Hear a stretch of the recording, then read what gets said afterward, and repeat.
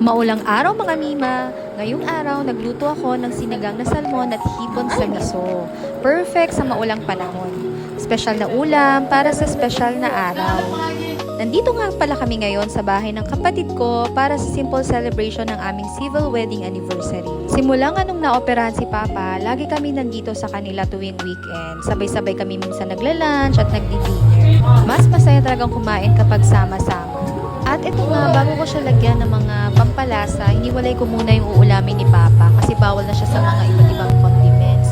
So yan, lalagyan na lang namin yung kay Papa ng Himalayan salt at saka papatakan na lang namin ng kalamansi.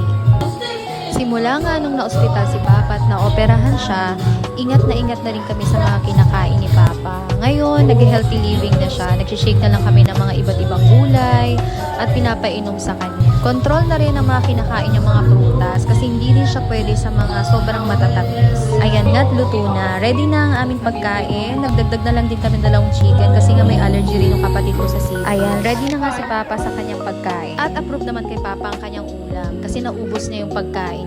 Kaya nagpapasalamat ako kay Lord kasi ito, sama-sama pa rin kami kahit na anong pagsubok at hirap na pinagdadaanan. Huwag natin kalimutan lagi magpasalamat